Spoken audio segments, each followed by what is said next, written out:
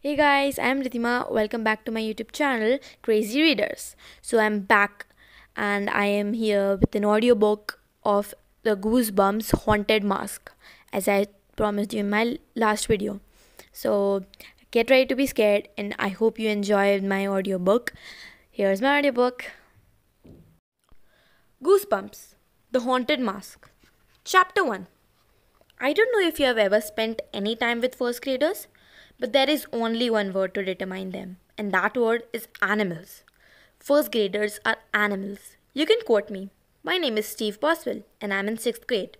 I may not be the smartest guy at Walnut Avenue Middle School, but I know one thing for sure. First graders are animals. How do I know this fact? I learned it the hard way. I learned it by coaching the first graders soccer team after school every day. You might want to know why I chose to coach their soccer team. Well, I did not choose it. It was a punishment. Someone set a squirrel loose in the girls' locker room. That someone was me, but it wasn't my idea. My best friend Chuck Green caught the squirrel and he asked me where I thought he should set it free. I said, how about the girls' locker room before their basketball game on Thursday? So maybe it was partly my idea, but Chuck was just as much to blame as I was. Of course, I was the one who got caught.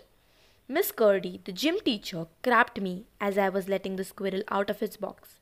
The squirrel ran across the gym to the bleachers. The kids in the bleachers all jumped up and started running and screaming and acting crazy. It was just a dumb squirrel. But all the children started chasing after it. It took hours to catch it and get everyone to calm down. So Miss Curdy said I had to be punished. She gave me a choice of punishments. One, I had to inflate basketballs by my mouth every day into the gym after school until my head exploded. Or two, I could coach the first grade soccer team. I chose number two, the wrong choice. My friend Chuck was supposed to help me coach the team, but he told Miss Curdy he had an after school job. Do you know what is the after school job? Going home and watching TV. A lot of people think Chuck and I are best friends because we look so much alike. We are both tall and thin. We both have straight brown hair and dark brown eyes. We both wear basketball caps.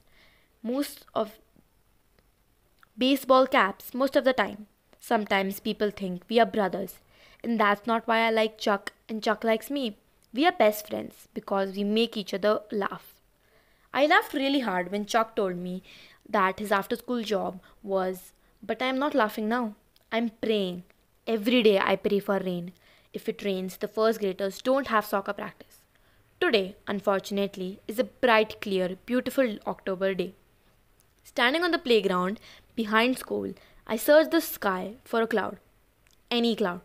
But saw only blue. Okay, listen up, hogs, I shouted. I wasn't making fun of them. That's the name they voted for their team. Do you believe it? The Walnut Avenue Hogs. Does that give you an idea of what these kids are like? I cupped my hand around my mouth and shouted again, line up, hogs! Andrew Foster grabbed my whistle I wear around my neck and blew it in my face. Then Duck Benton tromped down hard on my new sneakers. Everyone calls him Duck because he quacks all the time. He and Andrew thought that was a riot. Then Marnie Rosen jumped up behind me and threw her arms around my neck and climbed on to my back. Marnie was curly red hair, freckles all over her face, and the most evil grin I ever saw on a kid. Give me a ride, Steve, she shouted. I want a ride. Marnie, get off my back, I cried. I tried to loosen her grip on my neck. She was choking me. The hogs were all laughing now. Marnie, I can't breathe, I gasped. I bent down and tried to throw her off my back, but she hung on even tighter. Then I felt her lips press against my ear. What are you doing? I cried. Was she trying to kiss me or something? Yuck! She spat her bubble gum into my ear. Then, laughing like a caged fiend, she hopped off me and went running across the grass, her curly red hair bouncing behind her. Give me a break, I cried angrily. The purple gum stuck in my ear. It took me a while to scrape it out. By the time I finished, They had started a practice game. Have you ever watched 6-year-olds play soccer? It's chase and kick, chase and kick. Everybody chased the ball, everybody tried to kick it. I try to teach them positions, I try to teach them how to pass the ball to each other, I try to teach them teamwork. But all they want to do is chase and kick, which is fine with me as long as they're leaving me alone. I blow my whistle and act as umpire and try to keep the game going. Andrew Foster kicked a big clump of dirt on my jeans as he ran by. He acted as if it were an accident, but I knew it was deliberate. Then Duck Benton got into a shoving fight with Johnny Myers. Duck watches hockey games on TV with his dad and he thinks we are supposed to fight. Some days Duck doesn't chase after the ball at all, he just fights. I let them chase and kick for an hour. Then I blew the whistle to call practice to an end. Not a bad practice, only one bloody nose. And that was a win because it wasn't mine. Okay, hogs, see you tomorrow, I shouted. I started to trot off the playground. Their parents or babysitters would be waiting for them in front of the school. Then I saw that a bunch of kids had formed a circle in the middle of the field. They all wore grins on their faces. So I decided I'd better see what they were up to. What's going on, guys? I asked, trotting back to them. Some kids stepped back and I spotted a soccer ball on the grass. Marnie Rosen smiled at me through her freckles. Hey Steve, can you kick a goal from here? The other kids stepped away from the ball and I glanced to the goal. It was really far away, at least half the field. What's the joke? I demanded. Marnie's grin faded. No joke. Can you kick a goal from here? No way, Duck Benton called. Steve can do it, I heard Johnny Myers say. Steve can kick it farther than that. No way, Duck insisted. It's too far, even for a 6th grader. Hey, that's an easy goal, I bragged. Why don't you give me something hard to do? Every once in a while, I have to do something to impress them, just to prove that I'm better than they are. So I moved up behind the ball. I stopped about 8 or 10 steps back, gave myself plenty of running room. Okay guys, watch how a pro does it, I cried. I ran up to the ball, got plenty of leg behind it, gave a tremendous kick, froze for a second, and then let out a long high wail of horror. Chapter 2. On my way home, a few minutes later, I passed my friend Chuck's house. Chuck came running down the gravel driveway to greet me. I didn't really feel like talking to anyone, not even my friend, but there he was. So what could I do? Yo, Steve! He stopped halfway down the driveway. What happened? Why are you limping? Concrete, I groaned. He pulled off the black and red cube's cap and scratched his thick brown hair. Huh? Concrete, I repeated weakly. The kids have a concrete soccer ball. Chuck squinted at me. I could see he still didn't understand. One of the kids lived across the street. He had his friends help roll a ball of concrete to the school, I explained. Painted white and black to look like a soccer ball. Solid concrete. They had in there on the field. They asked me to kick a goal and my voice caught up in my throat. I couldn't finish. I hobbled over to the big beech tree beside Chuck's driveway and leaned back against its cold white trunk. Wow, that's not a very funny joke, Chuck said, replacing his cap on his head. Tell me about it, I groaned. I think I broke every bone in my foot, even some bones I don't have. Those kids are animals, Chuck declared. I groaned and rubbed my aching foot. It wasn't really broken, but it hurt a lot. I shifted my backpack on my shoulders and leaned against the tree. Now what I'd like to do, I told Chuck. Pay them back? You're right, I replied. How did you know? Lucky guess. He stepped up beside me. I could see that he was thinking hard. Chuck always scrunches up his face when he tries to think. It's almost Halloween, he said finally. Maybe we could think of some way to scare them. I mean, really scare them. His dark eyes lit up with excitement. Well, maybe, I hesitated. They're just little kids. I don't want to do anything mean. My backpack felt weird. Too full. I pulled it off my shoulder and lowered it to the ground. I leaned over and unzipped it, and about 10 million feathers came floating out. Those kids! Chuck exclaimed. I pulled open the backpack, all my notebooks, all of my textbooks, covered in sticky feathers. Those animals had glued feathers to my books. I tossed down the backpack and turned to Chuck. Maybe I do want to do something mean, I growled. A few days later, Chuck and I were walking home from the playground. It was cold and windy afternoon. Dark storm clouds rose up in the distance. The storm clouds were too late to help me. I had just finished afternoon practice with hogs. It hadn't been a bad practice. It hadn't been a good practice either. Just as we started, Andrew Foster lowered his head and came at me full speed. He weighs about 1,000 pounds, and he was a very hard head. He plowed into my stomach and knocked the winds out of me. I rolled around on the ground for a few minutes, groaning and choking and gasping. The kids thought it was pretty fun. Andrew claimed it was an accident. I'm going to get you guys back, I vowed to myself.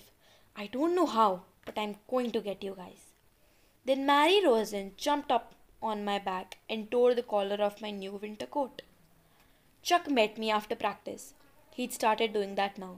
He knew that after 1 hour with the first graders, I usually needed help getting home. I hate them, I muttered. Do you know how to spell hate? Hogs. My torn coat collar flapped in the swirling wind. Why don't you make all of them practice with a concrete ball? Chuck suggested. He adjusted his cub's cap over his hair. No, wait, I've got it. Let them take turns being the ball. No, no good, I replied, shaking my head. The sky darkened, the trees shook, sending a shower of dead leaves down around us. My sneakers crunched over the leaves. I don't want to hurt them, I told Chuck. I just want to scare them. I just want to scare them to death. The wind blew colder. I felt a cold drop of rain on my forehead. As we crossed the street, I noticed two girls from our class walking on other side.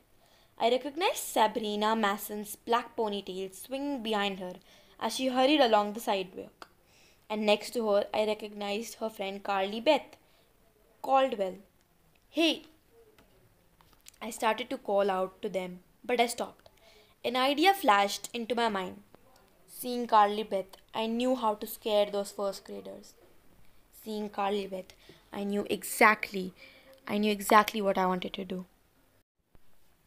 Chapter 3. I started to call to the girls, but Chuck clamped his hand over my mouth and dragged me behind a white tree. Hey, get your clampy paws off me. What's the big idea? I cried. When he finally pulled his hand away, he pushed me against the rough bark of the tree trunk. Shh!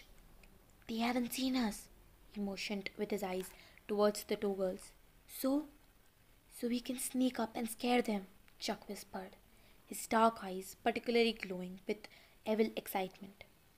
Let's make Carly Beth scream. You mean for old time's sake? Chuck nodded, grinning. For many years, making Carly Beth scream had been her hobby. That's because she was a really good screamer, and she would scream at just about anything. One day in the lunchroom, last year, Chuck tucked a worm inside his turkey sandwich. Then he gave the sandwich to Carly Beth. She took one bite and knew that something tasted a little bit weird. When Chuck showed her the big bite she had taken out of the worm, Carly Beth screamed for a week. Chuck and I took bets on who could scare Carly Beth the most and who could make her scream. I guess it was kind of mean, but it was funny too. And sometimes when you know the people are really easy to scare, you have no choice. You have to scare them as often as you can. Anyway, that all changed last Halloween. Last Halloween, Chuck and I had a horrible scare. Carly Beth wore the most frightening mask I had ever seen. It wasn't a mask, it was like a living face. It was so ugly, so real. It glared at us with evil living eyes. Its mouth sneered at us with real lips. The skin glowed, a sick green, and Carly Beth's normally soft voice burst out in a terrifying animal growl. Chuck and I ran for our lives. No joke, we were terrified. We ran for blocks, screaming the whole way. It was the worst night of my life. Everything changed after that. Nearly a whole year has gone by, and we haven't tried to scare Carly Beth once. I don't think Carly Beth can be scared, and not anymore. After last Halloween, I don't think anything scares her. She's totally fearless. I haven't heard her shriek or scream once the entire year. So I didn't want to try to scare her now. I needed to talk to her about the scary mask of hers. But Chuck, but Chuck pressing me against the tree trunk. Come on, Steve, he whispered. They don't see us. We'll tuck down behind the hedges and get ahead of them. Then, when they come by, we'll jump out and grab them. I started.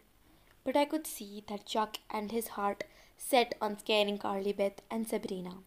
So I let him pull me down out of sight. A little rain had started to fall. The gusting wind blew the raindrops into my face. I crept along the hedges, bent low, following Chuck. We passed by the girls and keep moving. I could hear Sabrina's laugh behind us. I heard Carly Beth say something else. Then Sabrina laughed again. I wondered what they were talking about. I stopped to glance through the hedge. Carly Beth had a weird expression on her face. Her dark eyes stared straight ahead. She was moving stiffly. She had the collar of a blue down jacket pulled up high around her face. I ducked down low again as the girls came closer. I turned and saw that Chuck and I were standing on the side front lawn of the old Carpenter mansion. I felt a chill as I started across the weed choked lawn at the gloomy old house, covered in a deep darkness. Everyone said the house was haunted by people who had been murdered inside it 100 years ago. I don't believe in ghosts, but I don't like standing so close to the creepy old carpenter mansion either. I pulled Chuck into the empty lot next door. Rain pattered the ground. I wiped raindrops off my eyebrows. Carly Beth and Sabrina were only a few yards away.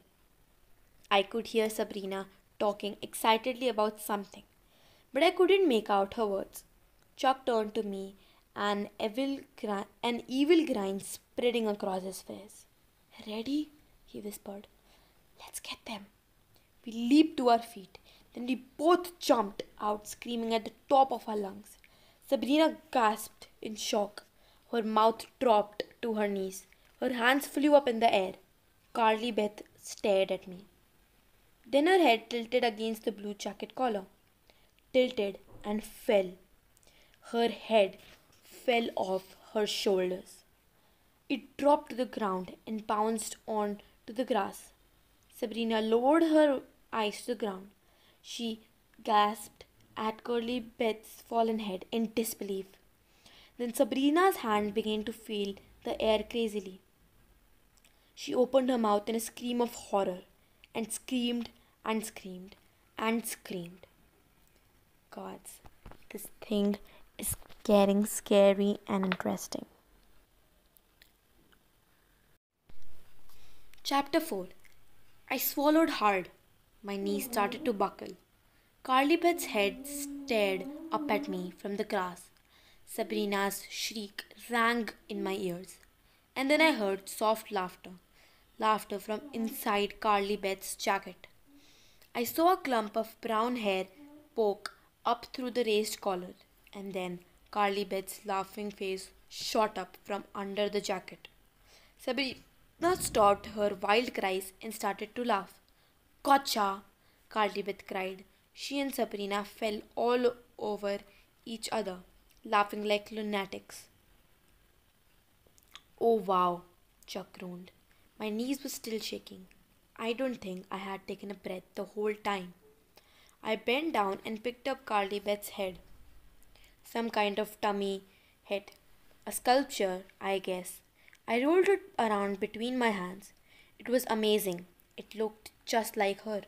It's plaster of Paris, Carly Beth exclaimed, grabbing it away from me. My mom made it. But it's so real. It's so real looking, I choked out. She grinned.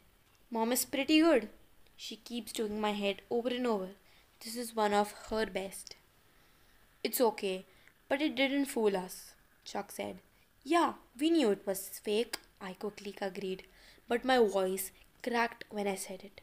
I was still kind of in shock. Sabrina shook her head. Her black ponytail waved behind her. Sabrina is very tall, taller than Chuck and me. Carly Beth is a shrimp. She only comes up to Sabrina's shoulder. You should have seen the look on your faces, Sabrina explained. I thought your heads were going to fall off. The two girls hugged each other again and had another good laugh. We saw you a mile away, Carly Beth said, twirling her head in her hands. Luckily, I bought this head in to show off in art class today. So I pulled my jacket over my head and Sabrina tucked the plaster head into the collar. You guys scare pretty easy. Sabrina smirked. We weren't scared. Really, Chuck insisted. We were just playing along. I wanted to change the subject. The girls would talk all day and night about how dumb Chuck and I were if we left them. I didn't want to let them.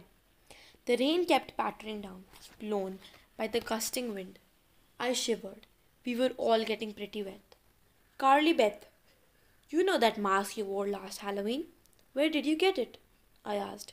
I tried to sound casual. I didn't want her to think it was any big deal. She hugged her plaster head against the front of her jacket. Huh? What mask? I groaned. She's such a jerk sometimes. Remember that really scary mask you had last Halloween? Where did you get it? She and Sabrina exchanged glances. Then Carly Beth said, I don't remember. Give me a break, I groaned. No, really, she insisted. You remember, Chuck told her. You just don't want to tell. I knew why Carly Beth didn't want to tell. She was probably planning to get another truly terrifying mask at the same store for this Halloween. She wanted to be the scariest kid in town. She didn't want me to be scary too. I turned to Sabrina. Do you know where she bought the mask? Sabrina made a zipper motion over her lips. I'm not telling Steve. You don't want to know, Carly Beth declared, still hugging her head. That mask was too frightening. You just want to be scarier than me, I replied angrily. But I need a really scary mask this year, Carly Beth. There are some kids I want to scare. And I'm serious, Steve, Carly Beth interrupted. There was something totally weird about the mask. It wasn't just a mask. It came alive. It clamped into my head and I couldn't get it off. The mask was haunted or something. I said, rolling my eyes. She's telling the truth, Sabrina cried, narrowing her dark eyes at me. The mask was evil, Carly Beth continued. It started giving me orders. It started talking all by itself in a horrible, harsh growl. I couldn't control it and I couldn't get it off. It was attached to my head. I was so scared. Oh, wow, Chuck murmured, shaking his head. You've got a good imagination, Carly Beth. Good story, I agreed. Save it for English class. But it's the truth, Carly Beth cried. You just don't want me to be scary, I grumbled. But I need a good mask like that one. Come on, I begged. Tell. Tell us, Chuck insisted. Tell, I repeated, trying to sound tough. No way, Carly Beth replied, shaking her fake, round little head. Let's go home. Let's get home. It's really raining hard. Not till you tell, I cried. I stepped in front of her to block her path. Grab the head, Chuck cried. I grabbed the plaster head from Carly Beth's hand. Give it back, she shrieked. She swiped at it, but I swung it out of her reach. Then I tossed it to Chuck. He backed away. Sabrina chased after him. Give that back to her. We'll give it back when you tell us where you bought the mask, I told Carly Beth. No way, she cried. Chuck tossed the head to me. Carly Beth made a wild grab for it, but I caught it and heaved it back to Chuck. Give it back. Come on, Carly Beth cried, running after Chuck. My mom made that. If it gets messed up, she'll kill me. Then tell me where you bought the mask, I insisted. Chuck tossed the head to me. Sabrina jumped up and batted it down. She made a wild dive for it, but I got there first. I picked it up off the grass and heaved it back to Chuck. Stop it! Give it back! Both girls were screaming angrily, but Chuck and I kept up our game of keep away. Carly Beth made a frantic leap for the head and fell on her stomach into grass. When she stood up, the front of her jacket and her jeans were soaked and she had grass stains on her forehead. Tell, I insisted, holding the head high in the air. Tell and you can have the head back. She growled at me. Okay, I wonder. I guess I have to drop kick it onto the roof. I turned towards the house at the top of the lawn. Then I held the head in front of me in both hands and pretended I was going to punt it onto the roof. Okay, Carly Beth cried. Don't kick it, Steve. I kept the mask head in front of me. Where did you get the mask? You know that weird little party store a couple of blocks from school? I nodded. I had seen the store, but I had never gone in. That's where I bought it. There's a back room. It was filled with weird ugly masks. That's where I got mine. All right, I cried happily. I handed Carly Beth back her head.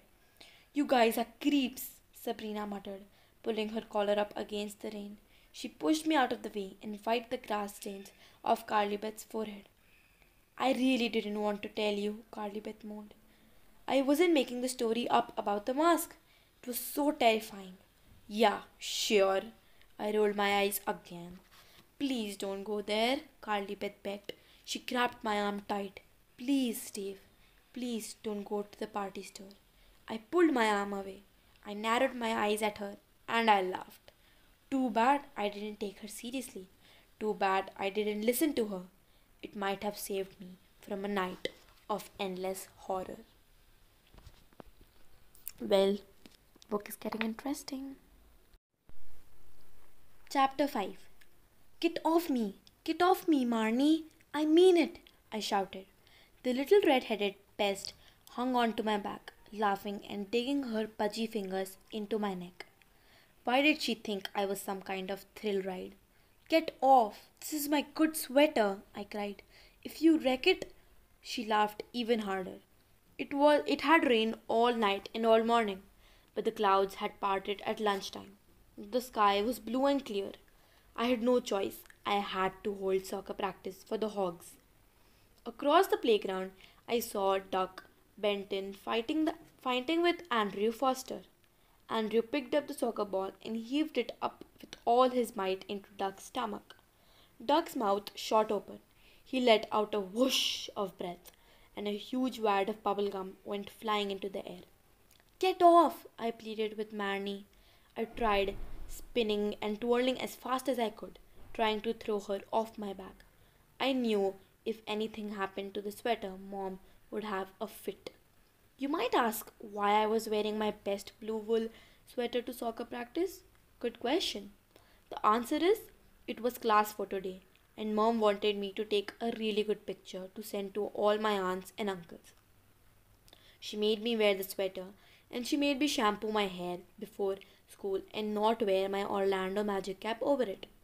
So I looked like a jerk all day, and now here was soccer practice.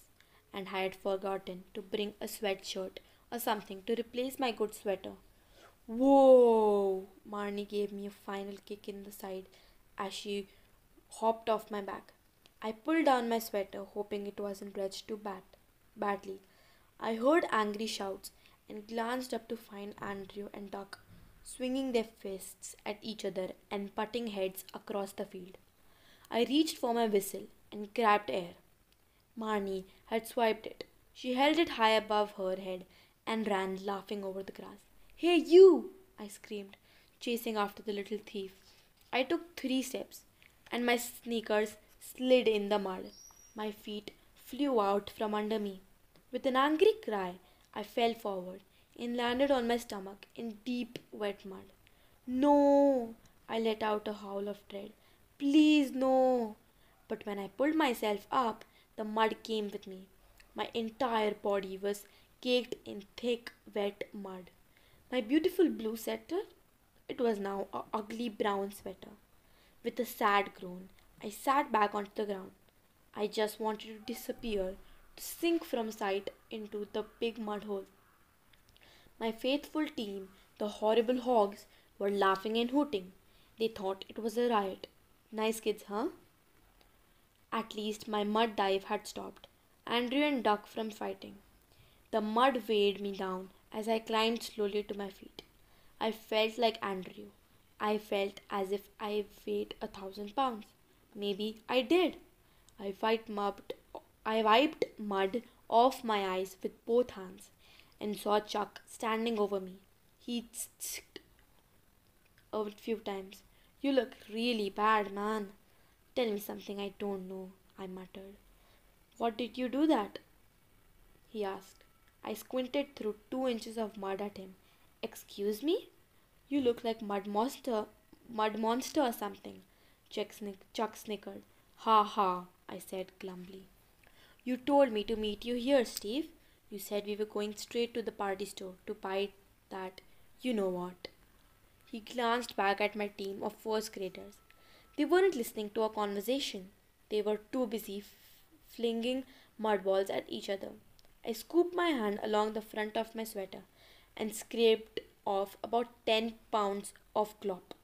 I, um, uh, I, I think I better go home after practice and get changed first, I told Chuck. Talk about your long afternoons. I had to break up the mud ball fight. Then I had to hand over all the little angels to their parents and babysitters.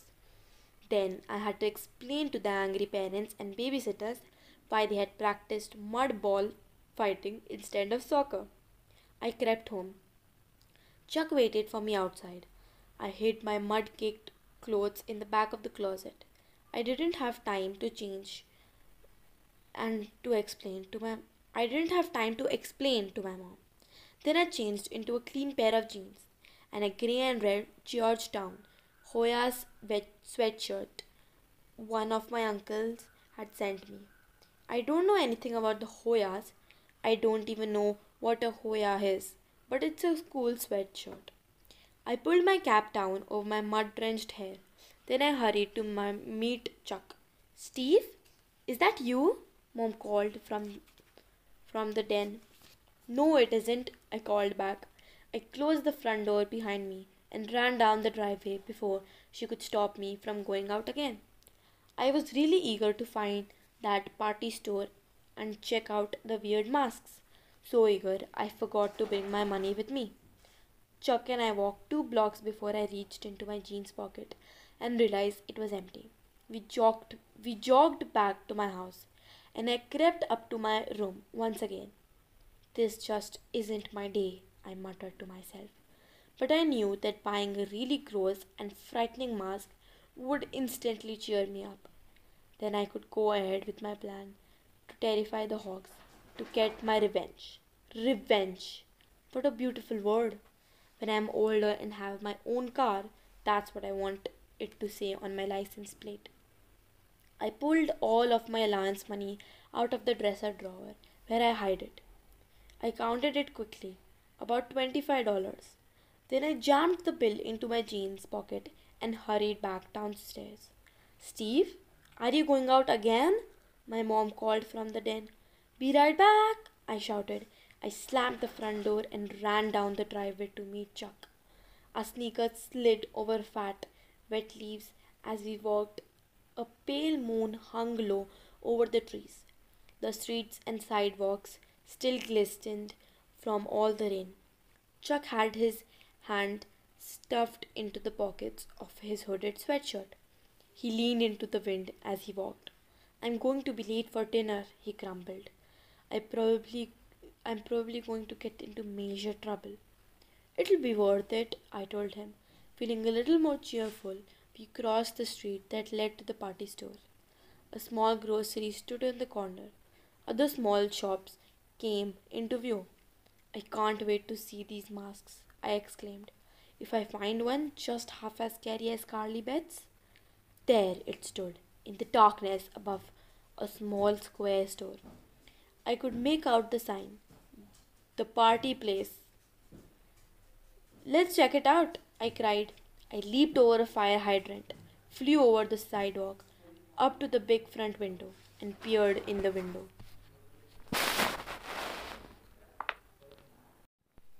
Chapter 6. "Oh wow!" Chuck cried breathlessly, stepping up beside me. We both pressed our faces against the window glass and stared into total darkness. "Is it closed?" Chuck asked softly. "Maybe it's just closed for the night." I uttered an unhappy sigh. "No way. It's closed for good. The store is gone." Peering through the dust smeared black glass, I could see empty shelves and display racks inside. A tall metal shelf lay on its side across the center aisle. A trash basket overflowing with paper and empty soda cans stood on top of the counter. "There's no out of business sign on the door," Chuck said. "He's a good friend." He saw how disappointed I looked. He was trying to stay hopeful. "It's empty," I sighed. "Totally cleaned out. It isn't going to open up again tomorrow morning." "Yeah, guess you're right," Chuck murmured. He slapped my shoulder. "Yo, snap out of it. You'll find a scary mask at some other store." I pushed myself away from the window. "I wanted one like Carly Betts," I complained. "You remember that mask? You remember those glowing eyes, right? And the way the mouth moved? And the way it growled at us with those long dripping fangs? It was so gross, and it looked totally real, like a real monster." "They probably have masks like that at Kmart," Chuck said. "Give me a break," I muttered. I kicked at a candy wrapper that flew across the sidewalk. A car rumbled past slowly. Its headlights rolled over the front of the store, lighting up the bare shelves, the empty counters inside. "We'd better get home," Chuck warned, pulling me away from the store. "I'm not allowed to wander around town after dark." He said something else, but I didn't hear him. I was still picturing Carly Betts' mask, still unable I was to get over my disappointment. "You don't understand how important this is to me," I told Chuck. "Those first graders are ruining my life. I have to pay them back this Halloween. I have to." "They are just first graders," he replied. "No, they are not. They are monsters. Vicious, man-eating monsters." "Maybe we can make a scary mask," Chuck suggested. Out of papier mesh and stuff." I didn't even bother to answer him. Chuck is a good guy, but sometimes he has the dumbest ideas ever thought up by a human. I could just see Marnie Rossen and Doug Benton when I popped out on Halloween. "Ooh, we are scared, papier mache." "I'm hungry," Chuck grumbled. "Come on, Steve, let's get out of here." "Yeah, okay," I agreed. I started to follow him down the sidewalk, then stopped. Another car had turned onto the street. Its headlights rolled over a narrow alley beside the party store. "Whoa, Chuck, check it out!" I grabbed the shoulder of his sweatshirt and spun him around. "Look," I pointed into the alley. "That door is open." "Huh? What door?" I dragged Chuck into the alley. A large black trapdoor in the sidewalk had been left up. It caught the light from a street lamp on the sidewalk. Chuck and I peered in through the window. Steep concrete steps led down to a basement. The basement of the party store. Chuck turned to me, a confused expression on his face. So, they left the basement door open. So what? I grabbed the open trapdoor and leaned over the steps, squinting into the dim light from the street lamp. There are boxes down there, a punch hole, a whole bunch of cartons. He still didn't understand. Maybe all the masks and costumes and party things are packed up in those cartoons. Maybe the stuff hasn't been shipped away yet. Whoa! What are you thinking about? Chuck demanded. You're not going down there, are you? You're not going to sneak down to the dark basement and try to steal a mask, are you? I didn't answer him. I was already halfway down the stairs. Chapter 7. My heart began to pound as I made my way down. The steps were narrow and slippery, slick from all the rain. Oh! I let out a cry as one foot slid over the concrete step and I felt myself start to fall. I shot out both hands in search of a railing, but there wasn't one. I landed on the hard basement floor with a loud thud. Luckily, on both feet, feeling shaken, I took a deep breath and held it. Then I turned back to the trapdoor and called up to Chuck. I'm okay. Get down here. In the light from the street lamp, I could see his unhappy face peering down at me. I really don't want to, he called softly. Chuck, hurry, I insisted. Get out of the alley. If someone drives by and sees you, they'll get suspicious. But it's so late, Steve, he whined. And it isn't right to break into basements. And we are not breaking in, I called up to him impatiently. The door was open, right? Hurry up. If the two of us search the boxes, we can do it in 5 minutes. He leaned down over the opening. It's too dark, he complained. We don't have a flashlight or anything. I can see fine, I replied. Get down here. You're wasting time. But it's against the law, he started. Then I saw his expression change. His mouth dropped open as car headlights washed over him. With a low gasp, Chuck ducked through the opening and bolted down the stairs. He stepped up close behind me, breathing hard. I don't think they saw me. His eyes darted around the large basement. It's too dark, Steve. Let's go home. Give your eyes a chance to adjust, I instructed him. I can see okay. I gazed slowly around the basement. It was bigger than I thought. I could really see the walls. They were hidden in darkness. The ceiling was low, only a foot or two over our heads. Even in the dim light, I could see the thick cobwebs in the rafters. The cartoons had been stacked in 2 rows near the steps. Somewhere way across the room, I could hear the steady drip, drip, drip, drip of the water. Oh! I jumped when I heard a clattering sound. It took me a few seconds to figure out that it was the wind blowing against the metal trapdoor up in the alley. I made my way over to the nearest carton and bent over to examine it. The flaps were folded over each other, but the carton wasn't sealed. Let's have a look, I murmured, reaching for the flaps. Chuck had his arms crossed tightly in front of his chest. This isn't right, he protested. It's stealing.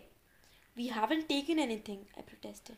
And even if we do find a good scary mask and take it, we'll just borrow it. We'll return it after Halloween. Aren't you a little scared? Chuck asked softly, his eyes moving all around the dark room. I nodded.